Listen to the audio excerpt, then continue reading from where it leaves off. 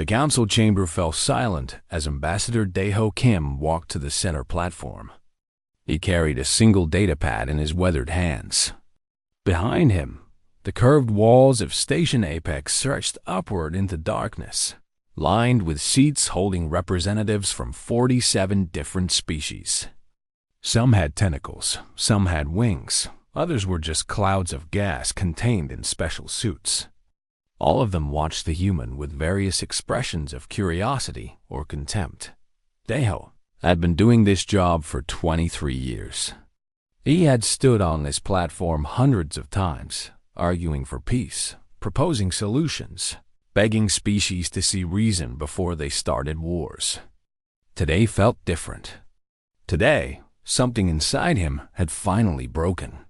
"The Council recognizes Ambassador Kim," said Chancellor Dralvin, a tall being covered in blue scales. "You may present humanity's response to the resource allocation reform." Daeho looked down at his datapad. The numbers were all there. 83 years of service. 14 wars prevented. 900 human lives lost keeping the peace. Thousands of rescue operations. Millions of hours maintaining the station systems, because no one else could make the different alien technologies work together. All of it documented, all of it proven. He looked up at Counselor Vestal, who sat in the Valunian section with his forearms crossed. Vestal had been the one to propose this reform. The one who said humans were obligated to serve as the youngest species. The one who called them warlike primitives who owed the galaxy for civilizing them. "Ambassador Kim, your response?" Dralvin prompted. Daeho touched his datapad, sending the information to every screen in the chamber. "In the past 83 years, humanity has contributed the following to this council," he began, his voice steady. "We have stopped 14 wars before they started. We have rescued 206 vessels in distress. We have mediated 617 disputes between member species. We maintain 90% of this station's infrastructure, including life support, power generation, water recycling, and navigation systems." He paused, looking around the chamber. Some counselors looked uncomfortable. Most looked bored. "We have done this while receiving standard member compensation, nothing more. We have asked for nothing except respect and fair treatment." His voice grew harder. "This reform would eliminate even that compensation. It would require us to continue all these services for free, because apparently we owe you something." Vexdale's voice boomed across the chamber. "You owe us for bringing you into civilized society. Before we found you, humans were barely spacefaring.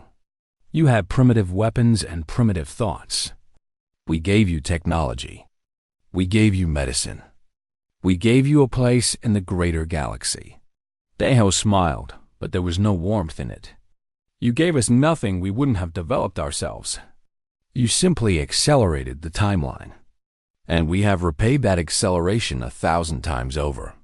"The human speaks with arrogance," Vextal said, standing up. "This is why we must remind them of their place. They are the youngest species in the council. They must serve their betters with humility." Several other counselors nodded. Daeho saw a few shake their heads, but they remained silent. They always remained silent. "Let us vote," Dralvin said, clearly wanting to end the discussion. "All in favor of the resource allocation reform?" Daeho watched as the vote counter climbed. 39 votes in favor. Only 8 against, mostly from the smaller species who humanity had helped the most. The reform passed. The chamber filled with the sounds of approval from the majority. Vextal was smiling, a horrible expression on his alien face. Daeho looked at the counter one more time, then carefully placed his datapad on the podium. "Ambassador Kim, you may step down," Dralvin said. "One moment," Daeho said quietly. The chamber grew silent again, sensing something in his tone. "I have an announcement." He pressed his communication device. "Captain Park, initiate Protocol Omega. High above the station, in the human fleet command ship, Captain Minji Park received the signal. She had been waiting for this moment, hoping it wouldn't come but prepared for it anyway. Confirmed, Ambassador. Protocol Omega is active. Deho looked around the chamber one last time. Humanity resigns from the Galactic Council, effective immediately. Good luck. The chamber erupted. Species were shouting in dozens of languages. Dralvin was hammering for order. Vextel was laughing, actually laughing, as if this was the funniest thing he had ever heard. You cannot resign, Vextel shouted over the noise. You have obligations. You have duties. Deho was already walking toward the exit. He paused at the door and looked back. We fulfilled our obligations every day for 83 years. You just voted to take away our compensation and demanded we keep working. That's not obligation. That's slavery. And humanity doesn't do slavery anymore. He walked out. Behind him, the shouting grew louder. Some counselors were demanding humanity be forced to stay. Others were saying good riddance. A few were silent, their faces showing something like fear in the engineering section of the station. Hyan Li received his orders. He looked at his team of 43 human engineers. They had maintained this station for decades, fixing problems no one else could fix, making systems work that should have been impossible to integrate. Pack it up, he said. We have 48 hours. Sir, what about the Sector 7 coolant system? Asked one of his engineers. If we don't monitor it, the temperature will spike. We'll leave detailed instructions, Hyan said. We'll show them how to do it. But we're not doing it for them anymore. Across the station, similar scenes played out. Human doctors began transferring patients. Human security officers started packing their equipment. Human teachers closed their schools. Human merchants began closing their shops. Minji Park sent out the recall order to every human ship in Council space. Rescue vessels, patrol ships, transport craft, science vessels. All of them received the same message. Return to human space within 48 hours. 20 minutes after Deho's announcement. The lights in the council chamber flickered. The gravity shifted slightly, making several counselors stumble. The environmental controls started cycling at odd intervals, making the temperature swing from too hot to too cold. Hyan's voice came over the station-wide intercom. His words were calm and professional. Attention all station residents. This is Engineer Hyan Li of the Human Maintenance Division. As of today, humanity is withdrawing all personnel from Station Apex. We will spend the next 48 hours ensuring all critical systems are stable and providing documentation for their operation. However, ongoing maintenance will be your responsibility. We strongly recommend you begin training your own engineers immediately. Good luck. The intercom went silent. In the council chamber, the laughter had stopped. Vextel was no longer smiling. Several counselors were frantically making calls on their communication devices. Dralvin stood at his podium, suddenly looking very old and very tired. Someone get me a status report, he said quietly. I want to know exactly what humans maintain on this station. The report came back an hour later. It was worse than anyone had imagined. Humans didn't just maintain 90% of the station. They were the only ones who knew how to maintain it. They had spent decades learning how to make Valunian power systems work with Taldorian computers, how to integrate Morani life support with Dexian environmental controls, how to keep 47 different technologies working together when they were never designed to be compatible, and now they were leaving. All of them. In 48 hours, Station Apex would be on its own. Hour 6. Director Junho Choi stood in the main medical center, watching his staff transfer the last critical patient. The Valunian on the bed had been in a shuttle accident 3 days ago. His internal organs were badly damaged, and only human medical technology was keeping him alive. Is he stable enough to move? Junho asked his head nurse. Yes, sir. We've transferred him to their medical bay. I've shown their doctors how to operate the equipment 3 times. I don't know if they understood. Junho felt a weight in his chest. He had been a doctor for 30 years. The idea of leaving patients behind went against everything he believed. But he also knew that his people deserved respect. They deserved to be treated as equals, not servants. We've done what we can, he said. Let's finish the transfers and pack up. Across the station, Captain Minji Park was coordinating the largest evacuation in human history. Every human in Council space was coming home. That meant 12,000 people on Station Apex alone, plus another 8,000 scattered across various outposts and ships. Her communication panel was flooded with calls from Council officials.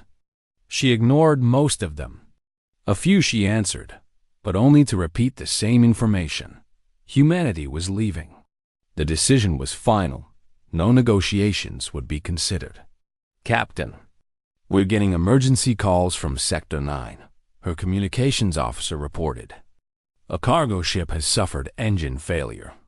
They're requesting immediate rescue. Minji checked her display. The ship was Taldorian, carrying medical supplies. Under normal circumstances, a human rescue ship would have reached them in 20 minutes. What's their situation?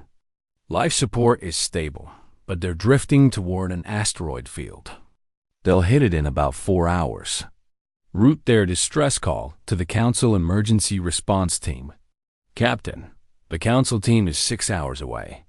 The ship will be destroyed before they arrive. Minji's jaw tightened. She looked at the display, at the blinking icon representing that cargo ship. Real people were on that ship. Real lives at risk. How far is the nearest human rescue ship? The Mercy is 12 minutes away. She wanted to give the order.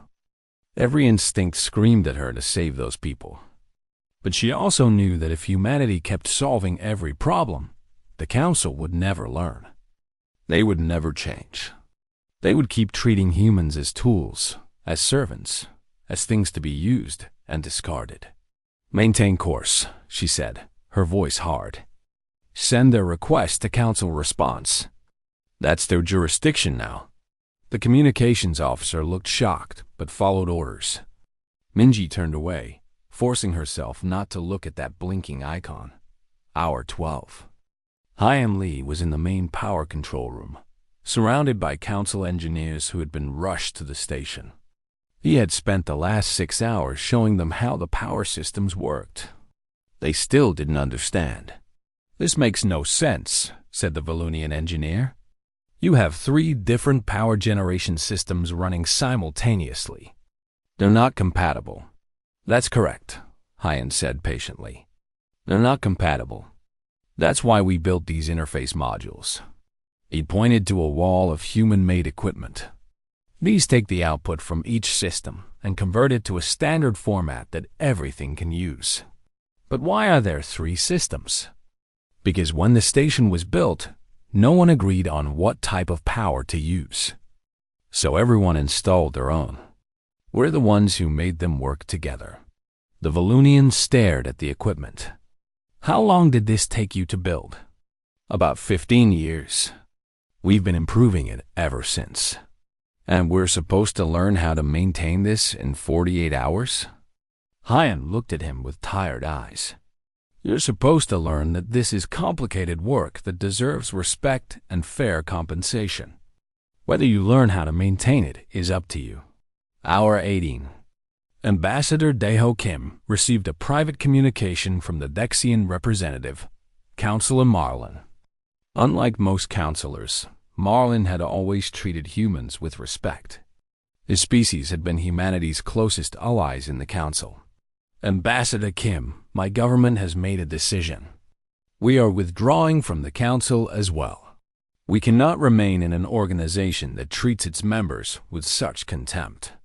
Daeho felt something warm in his chest. Are you sure, Marlin? This will have serious consequences for your people. We are sure. The Morani have made the same decision. Together with humanity, we will form our own alliance. A better one, where all members are treated as equals. Then welcome, my friend. Let's build something worth belonging to. Hour 24. The cargo ship in Sector 9 collided with an asteroid. The Council rescue team arrived 2 hours later to find the ship broken in half. All 17 crew members were dead. The news spread quickly across the station. Councilor Vextal used it as proof that humanity was cruel and heartless. Others saw it differently. They saw it as evidence that humanity had been carrying the Council's weight for far too long. Hour 36. The power grid on Station Apex suffered its first major failure. Sectors 12 through 18 lost power completely. Emergency systems kicked in, but they were only designed to last for a few hours. The Council's engineers worked frantically, trying to follow the instructions Hyan had left. They got power restored, but it took them 11 hours. Humans would have fixed it in 20 minutes. Hour 42. In an emergency session, the Council voted to demand that humanity remain and fulfill their obligations. The vote was 31 in favor, 16 opposed. Dralvin sent the official demand to Ambassador Kim. Daeho read the message and laughed. It was a bitter sound. They still don't understand. They think they can order us around. Should we respond? Asked his aide. Double quotes. No. Let them figure it out themselves. Hour 47. The last humans were boarding their ships. Junho Choi took one final walk through the medical center. It was empty now, all the advanced equipment removed or disabled. The Council's doctors stood in the empty rooms, looking lost. Hyan Lee shut down the last interface module in the power control room. The Council engineers watched in horror as their displays lit up with warning messages. Don't worry, Hyan said. The station won't explode, but you'll need to actually do the work now. Minji Park stood on the bridge of her flagship, watching as human ships gathered information. 12,000 people from the station, plus the 8,000 from other locations. 20,000 humans, all coming home. Hour 48. Dao Kim stood at the airlock, the last human on Station Apex. Behind him, he could hear alarms blaring, people shouting, systems failing. He didn't look back. He stepped through the airlock onto his shuttle. As the door sealed behind him, he activated his communication device one final time. His message went to every communication panel on the station. This is Ambassador Daeho Kim. Final message to the Galactic Council. For 83 years, humanity has served this organization with dedication and honor. We asked only for respect and fair treatment. Today, you showed us that you see us not as partners, but as servants. You wanted to treat us as tools to be used without compensation. We have decided that we will no longer accept this treatment. We are not your servants. We are not your slaves. We are free people, and we choose to walk away. He paused, looking through the shuttle window at the massive station. You wanted us to understand our place in the galaxy. Now you will understand yours. Perhaps you'll find the equality you denied us waiting on the other side of this lesson. Goodbye. The shuttle pulled away from the station. Ahead, the human fleet waited, engines glowing in the darkness. Daeho took his seat and gave the order. All ships, jump to hyperspace. We're going home. The fleet vanished in flashes of light. Behind them, Station Apex began experiencing cascading power failures. The main lights went out, replaced by dim red emergency lighting. In the council chamber, the representatives sat in near darkness, finally beginning to understand what they had lost. Vextal sat alone in his quarters, staring at a blank wall. For the first time in his life, he felt afraid. 3 months had passed since humanity walked away. Station Apex was dying slowly, and everyone knew it. Technician Bralko stood in the main engineering section, staring at a wall of machinery he barely understood. He was Valunian, like Counselor Vextal, and he had been assigned to maintain the power systems. The same systems that Hyan Li had tried to teach him about in those last desperate hours. The instructions were clear enough. Monitor temperature, adjust flow rates, replace components when they wore out. Simple tasks, or so it seemed. But the reality was far more complicated. The systems didn't just need monitoring. They needed constant adjustment, tiny corrections, an understanding of how all the different pieces worked together. Yesterday, Sector 4 had lost power for 16 hours. Last week, Sector 11's life support had failed, and 3 people had died before they could evacuate. 2 days ago, the water recycling system had broken down, and now they were rationing water across the entire station. Bralkos had started to understand something terrible. Humans hadn't just maintained these systems. They had been holding the entire station together through pure skill and constant attention. Without them, everything was falling apart. His communication device buzzed. Another emergency. This time in Sector 7, where the temperature regulators were failing. He grabbed his tools and ran across the galaxy.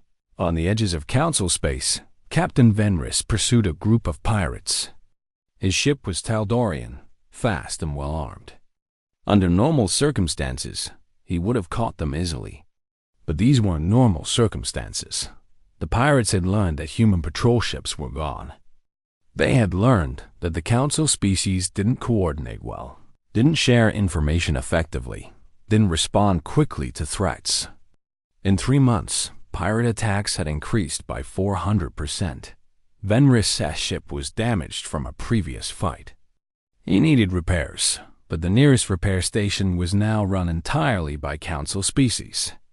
They had told him it would take 3 weeks to fix his ship. 3 weeks. Humans would have done it in 3 days. He watched the pirates escape into an asteroid field, a place his ship couldn't follow. He slammed his fist against his console in frustration. This was happening everywhere. Pirates were getting bolder, trade routes were becoming dangerous, and merchant ships were being attacked with increasing frequency. The economy was collapsing. Merchant Kilmer could see it in his profit reports. Before humanity left, he had run a successful trading company, moving goods between 12 different worlds. Now, half his ships sat idle in port because the routes were too dangerous.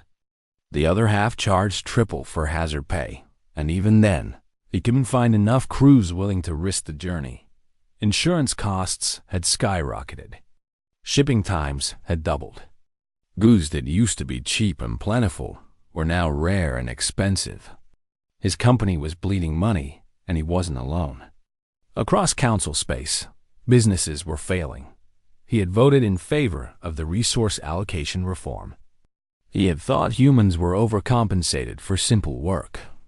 Now he understood how wrong he had been. On the border between Zorvan and Krell space, a war was starting. It had begun with a small dispute over mining rights on an asteroid. A stupid conflict, the kind that humans would have mediated in a week. Without them, it had escalated. First, harsh words. Then, economic sanctions. Then, a Zorvan patrol ship had fired on a Krell mining vessel. The Krell had retaliated by destroying a Zorvan outpost. Now, both sides were mobilizing their fleets. The Council had tried to intervene, but they didn't have human negotiators anymore. They didn't have people who understood how to find common ground, how to make both sides feel heard, how to craft solutions that everyone could accept. Their attempts at mediation had only made things worse. Fleet commanders on both sides were preparing for a full-scale war. Thousands would die, maybe millions, all over some worthless rocks in space. Counselor Vextal stood in an emergency meeting, listening to report after report of disasters. Station failures, pirate attacks, economic collapse, the Zorvan Krell situation, 5 other colonial disputes that were turning violent. He had been so sure that humanity was overrated. He had believed they were primitive, that their contributions were exaggerated, that any species could do what they did. He had been the loudest voice demanding they serve without compensation. Now he was leading the Solutions Committee, a group formed to fix all the problems humanity used to handle. In 3 months, they had solved nothing. Every solution they tried failed.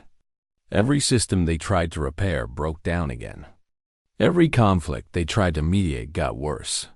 "We need to contact humanity," said Counselor Marvin, a small being with 6 legs. "We need to ask them to return." "No," Vextil said automatically. Then he paused.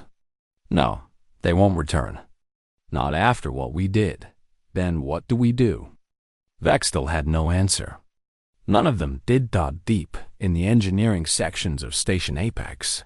Bralkos was trying to fix the Sector 7 temperature system. He had been working for 18 hours straight. His hands were shaking from exhaustion. The instructions said to replace the thermal coupling, but when he pulled it out, he saw that the part was completely different from the diagram. Humans had modified it. They had changed hundreds of small things to make the system work better. None of it was in the official documentation, because they had been doing it for so long that it had become second nature to them. He tried to install the new part, but it didn't fit. He forced it, heard something crack, and watched in horror as the entire panel exploded. Coolant sprayed everywhere, burning his skin. Alarm screamed. He ran. 6 people died in the explosion that followed. The Sector 7 habitation ring was evacuated and sealed. That part of the station was now unusable, possibly forever. Vextal received the report in his quarters. 6 dead. Another section lost. He looked at his communication device, at the contact information for Ambassador Daeho Kim. He had tried to call 3 times. Daeho had never answered. He couldn't blame him. Meanwhile, in human space, things were very different. The Independent Coalition, as they now called themselves, was thriving. Humans, Lexians, and Morani worked together as genuine equals. Decisions were made jointly. Resources were shared fairly.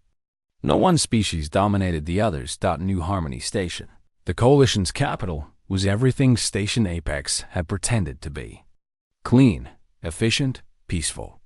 3 different species living and working together, learning from each other, respecting each other. Ambassador Daeho Kim walked through the station's main concourse. Past shops and restaurants and schools where human children played with Bexian children and Morani children. This was what the council could have been if they had just treated everyone with basic respect. Captain Minji Park came to find him. "We're receiving a lot of traffic from council space. Requests for help, trade proposals, requests for asylum. What are we doing about them?" "Following your policy. We're accepting asylum requests on a case-by-case basis. We're open to fair trade agreements. But we're not sending aid to the council government itself." Daeho nodded. "Good. They need to learn this lesson. We're not coming back to save them." But even as he said it, he felt the weight of those words. People were dying in council space. The station was falling apart. Wars were starting. And humanity was staying away, watching it happen. "Do you think we're doing the right thing?" Minji asked quietly. Daeho was silent for a long moment. "I think we're doing the necessary thing. They treated us like slaves. If we run back the moment things get bad, they'll never change. They'll just use us again. And if they don't change, if they just collapse completely, then that's their choice. We offered them partnership. They chose to treat us with contempt. Now they live with the consequences." Back on Station Apex, Bralko sat in his quarters, his burned hands wrapped in bandages. He had killed 6 people today through his incompetence. Not his fault, really. He had been given an impossible task with insufficient training and no support, but they were still dead. He thought about the humans he had known. Hyun Lee, who had tried so hard to teach him in those last 48 hours. He had thought Hyam was being condescending, explaining things that seemed obvious. Now he understood that nothing about these systems was obvious. On his datapad, he pulled up a video from the Council archives. It showed humans working in the engineering sections, moving with practiced efficiency, fixing problems in minutes that now took the Council teams hours or days. He watched Hyan spot a potential failure in a cooling system and correct it before it became dangerous. The whole process took him 4 minutes dot. It would have taken Bralkos 4 hours. Assuming he even noticed the problem at all. For the first time, he truly understood what humanity had been doing for 83 years. Not simple maintenance. Not basic work. They had been performing miracles every single day, keeping an impossible station running through sheer skill and dedication. And the Council had called it simple work, had demanded they do it for free. Bralkos felt sick with shame. His species, his people, had led the charge to insult humanity.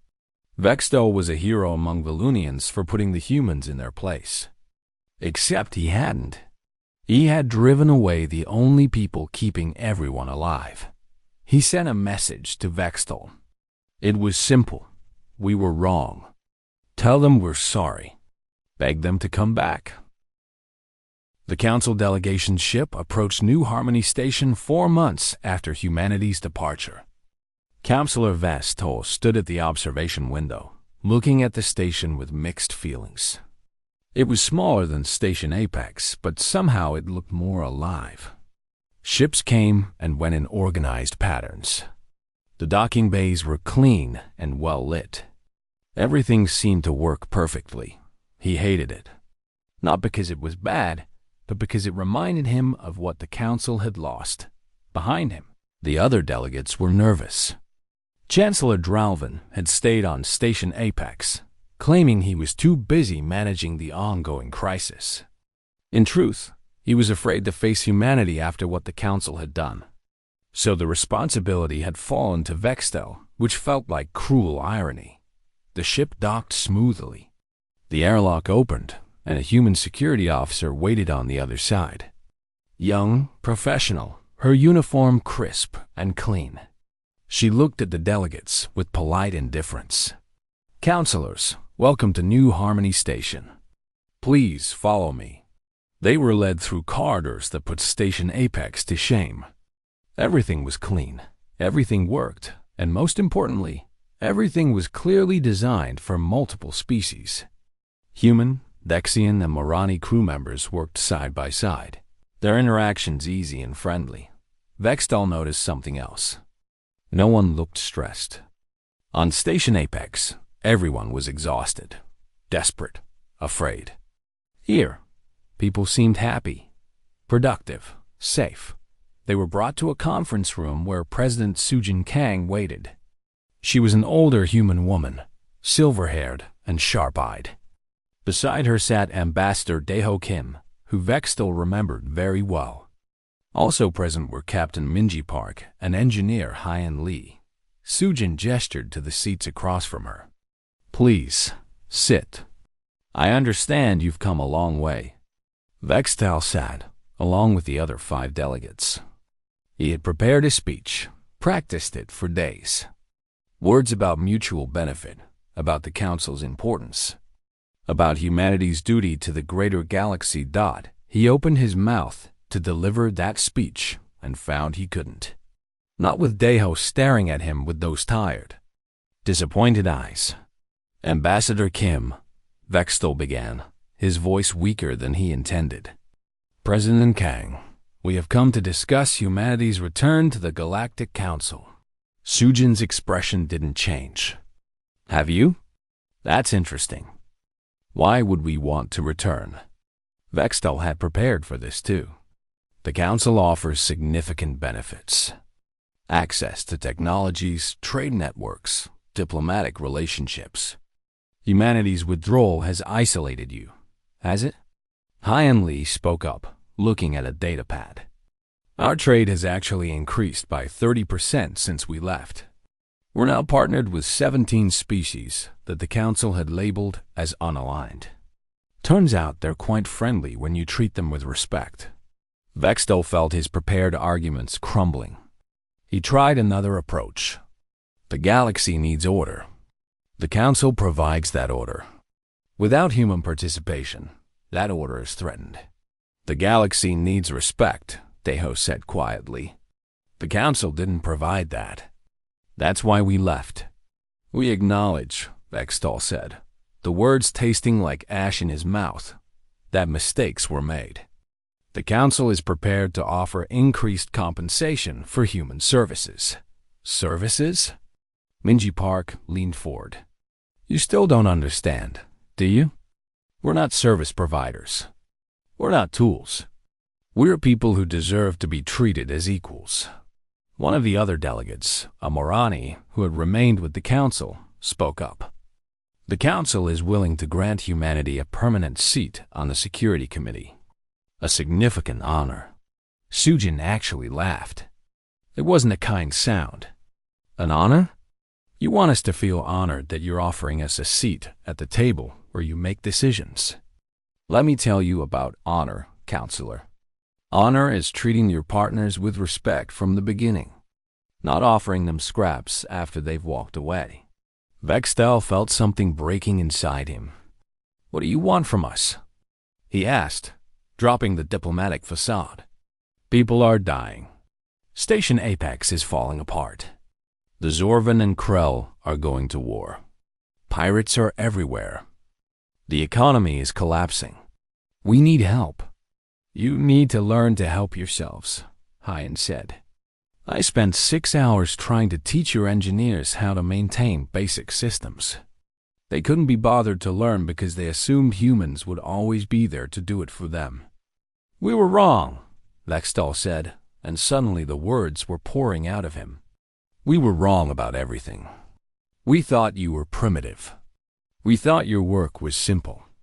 We thought we were doing you a favor by letting you serve us. We were arrogant and stupid and cruel. The room went silent.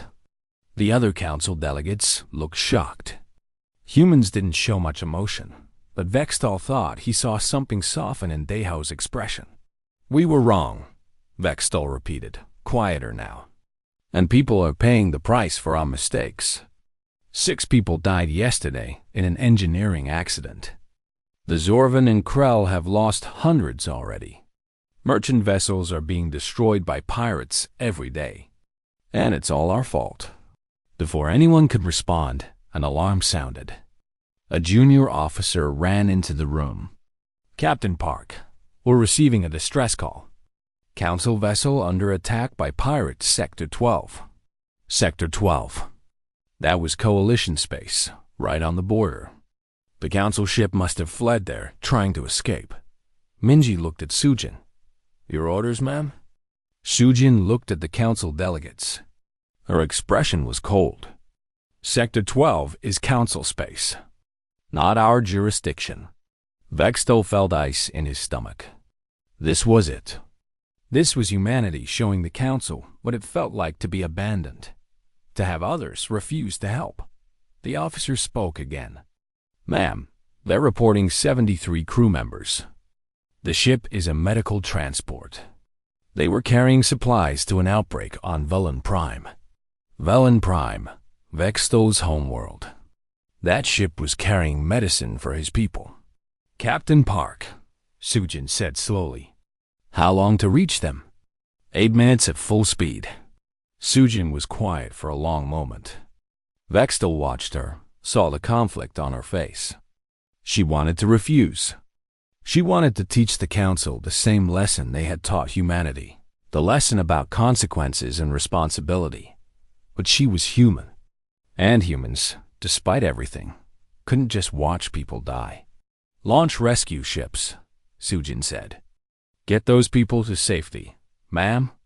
Minji looked surprised. We don't abandon people in need, Captain. Even if their governments are fools. That's what makes us different from them. She looked at Vextel. That's what they never understood. We didn't help them because we had to. We helped because we wanted to. Because it was right. Minji left immediately. Vextel sat frozen, watching through the window as coalition ships launched. Fast, efficient, purposeful. 8 minutes later, they reported success. All 73 crew members rescued. The pirates driven off. The rescued ship's captain appeared on the communication screen. He was Taldorian, his face showing exhaustion and fear.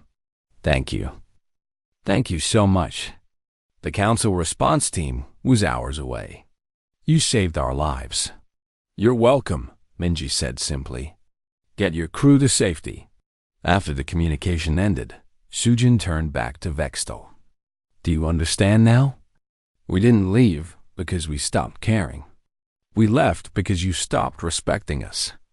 We would have kept helping forever if you had just treated us as equals." Vextel's voice shook when he spoke. "Will you come back? Please. I'm begging you.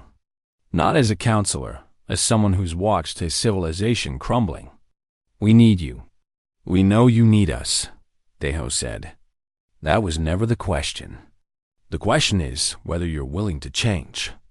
Whether you're willing to treat us and everyone else with the respect they deserve." "We'll change," Vextel said desperately. "I'll make them change. The council will be different." Sujin studied him for a long moment. "Will it? Or will you just make promises until we come back, and then slowly fall into the same patterns?" "I don't know," Vextel admitted. "I can't promise what others will do. I can only promise what I'll do. And I'll spend the rest of my life fighting to make the council what it should have been from the beginning." Sujin looked at Deho. Some unspoken communication passed between them. Finally, Deho nodded slightly. "We'll consider it," Sujin said. "But understand this clearly. We won't return to the council as it was. If we come back, it will be as an independent coalition, negotiating with the council as equals. Not as members, but as partners. We'll help you, but on our terms. Fair compensation, mutual respect, and genuine equality. Nothing less." Vextel felt hope for the first time in months. "That's acceptable. More than acceptable. Don't agree too quickly," Minji warned. "Our terms will be strict. Reparations for 83 years of underpayment. Joint command of all security operations. Training programs where your people actually learn to do the work instead of depending on us. And most importantly, real consequences for species that violate the agreement." "I'll take your terms back to the council," Vextel said. "I'll make them accept." "See that you do," Sujin said. "Because this is your only chance. If we do this and you betray us again, we won't come back a second time. The council will fall, and we'll watch it happen." The weight of those words hung in the air. Vextel stood, his legs shaky. "I understand. Thank you for considering this. And thank you for saving that ship." As the delegates left, Vextel paused at the door. He looked back at Deho. "For what it's worth, I'm sorry. Truly, deeply sorry." 6 months after humanity walked away, the galaxy looked completely different. President Sujin Kang stood in the maze, newly rebuilt conference hall on Station Apex. Same room where humanity had been humiliated now hosted the signing of the Coalition Council Partnership Treaty. But it wasn't the same room, not really. Human engineers had rebuilt it, with help from Dexian designers and Marani technicians. Now it was a true collaborative space, designed for equals. Around the table sat representatives from both sides. For the coalition, humans, Dexians, and Marani, plus the 5 other species that had joined them in the past months. For the council, the remaining species led by a new chancellor, Dralvin having resigned in disgrace. Ambassador Deho Kim was reading the treaty terms aloud. His voice was steady, professional, showing none of the satisfaction he must have felt. Article 1. The Independent Coalition and the Galactic Council recognize each other as separate, sovereign entities. Neither shall have authority over the other. Article 2. All cooperation shall be conducted on the basis of mutual benefit and fair compensation. Article 3.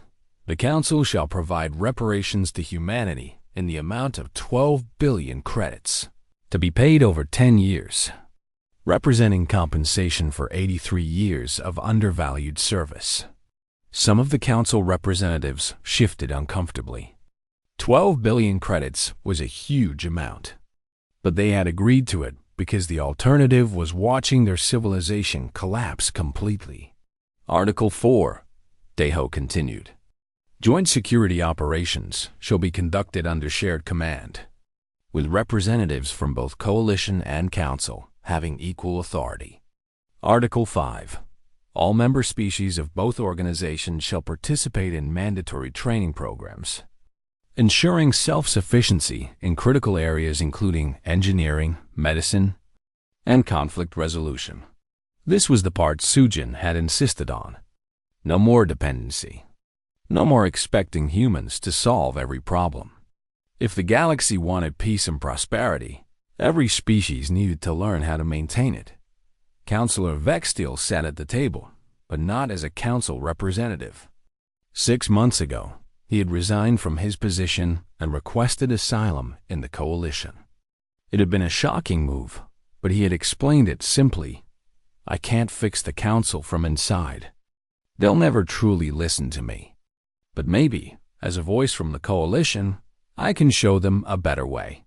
Sujin had accepted him, not because she trusted him, but because she believed in second chances, and because his presence sent a powerful message to the Council.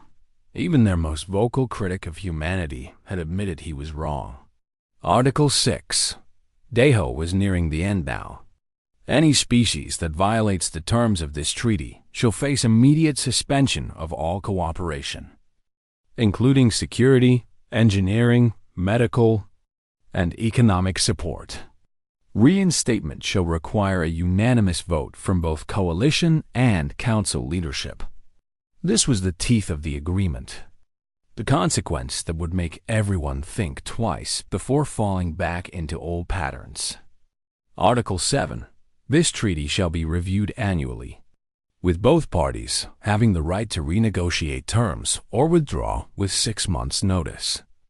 However, any party choosing to withdraw shall forfeit all benefits of the partnership immediately. Deho set down the document. These are the terms. Does the Council accept? The new Chancellor, a being named Kelmara, stood. She was from a smaller species, one that had always supported humanity. Her appointment was itself a statement about change. The Galactic Council accepts these terms. We acknowledge our past failures and commit to building a better future. Sujin stood as well. The Independent Coalition accepts. Let's begin. They signed. Humans and aliens, former enemies now attempting to be partners. The document was sealed, copied, distributed. A new era had officially begun, but the real work had started months earlier. On Station Apex, Engineer Hyan Lee had returned with a team of human trainers. Not to fix everything, but to teach. He stood in the main engineering section, watching a Valunian technician carefully adjust a power coupling. The same Valunian who had caused the explosion that killed 6 people. Bralkos, his name was. Good, Hyan said. Now check the temperature differential. Bralkos checked his instruments. It's within normal range, but just barely. What do you do? I can increase coolant flow by 5%. That would give us more margin for error. Perfect. Do it. Bralkos made the adjustment, his hand steady now instead of shaking. He had spent 4 months training with human engineers, learning not just what to do, but why. Understanding the systems instead of just following instructions. You're getting good at this, Hyan said. I should have learned this years ago. We all should have. Bralkos looked at him. I'm sorry, Engineer Lee, for everything. I know. Show me you're sorry by teaching others. That's how we move forward. Across the station, Director Jim Ho Choi was teaching council doctors advanced trauma care. The medical center was running again, better than ever. A mix of human, Dexian, and council medical staff working together, learning from each other. A young Taldorian doctor approached him. "Director Choi, I wanted to thank you. Before you came back, I lost 3 patients to injuries I could have treated if I had known how. You know how now. That's what matters. But those 3 people would still be alive if humans had never left." Junho shook his head. No, they would still be alive if the council had valued human expertise from the beginning. If they had learned alongside us instead of depending on us. "We didn't fail you. You failed yourselves by refusing to learn." The words were harsh, but the doctor nodded. "You're right. We'll do better." In space, Captain Minji Park commanded a joint coalition council patrol fleet. The composition was carefully balanced. 3 human ships, 2 Dexian, 2 council Taldorian, and 1 Morani. They moved in perfect coordination, their crews trained to work together. A pirate vessel appeared on their sensors, attacking a merchant ship. Before, the council ships would have waited for human vessels to take the lead. Now, they moved together, surrounding the pirates and forcing a surrender without firing a shot. "Good work, everyone," Minji broadcast to the fleet. "That's how it's done." The Taldorian captain responded. "Thank you, Captain Park. We've learned from the best." The pirates were taken into custody, the merchant vessel secured. Just another day of routine patrol, except there was nothing routine about it. 6 months ago, this kind of coordination would have been impossible. The Zorvam Krell War had ended 3 months earlier. It took a joint coalition council mediation team 2 weeks to broker peace. Ambassador Deho led the human negotiators, working alongside council diplomats who were finally learning how to listen instead of dictate. Both species have been shocked by the terms. Fair borders, shared mining rights, mutual defense agreements. The kind of solution humans had been proposing for decades, but that the council had always ignored as too complicated or too generous. Now, both species were at peace, even trading with each other. And both had applied to join the coalition, attracted by its egalitarian structure. 5 other council species had done the same. Not because the council was bad, but because the coalition represented something new. A chance to be truly equal, to have their voices heard, to be valued for who they were instead of their power or resources. The council was shrinking, but those who remained were changing. Slowly, painfully, but genuinely. They had seen what happened when you treated people as tools. They had watched their civilization nearly collapse. Some lessons could only be learned the hard way. Councillor Vextel stood in his quarters on New Harmony Station, recording a message to be broadcast across council space. He had been doing this monthly, sharing his perspective, trying to bridge the gap between old and new. "My fellow councillors, my friends, I stand before you as someone who was wrong. Catastrophically, shamefully wrong. I believed humans were primitive. I believed they owed us service. I believed we were superior simply because we were older, more established. I was a fool." He paused, choosing his words carefully. "Living in the coalition has shown me what the council could have been, should have been. Here, no one species dominates. Decisions are made together. Resources are shared fairly. And most importantly, everyone is valued not for what they can provide, but for who they are. The council is changing. I see it in the reports, in the new policies, in the attitudes of those who remain. But change is not enough. We must maintain this change. We must never fall back into old patterns of arrogance and contempt, because if we do, the coalition will walk away again. And next time, they will not come back." He ended the recording and sent it out. His messages were controversial. Some loved them, some hated them, but they were being heard, and that was what mattered. 1 year after the walkout, A ceremony was held on Station Apex. The station was fully operational now, running better than it ever had. Not because humans were doing all the work, but because everyone had learned to do their part. A monument was unveiled in the main concourse. A simple design. 3 figures, human, Vexian, and Marani, standing together. Around the base, inscribed in every council language, were words that had been debated, revised, and finally agreed upon. To humanity, who taught us that service without respect is slavery, and that true strength lies in lifting others as equals.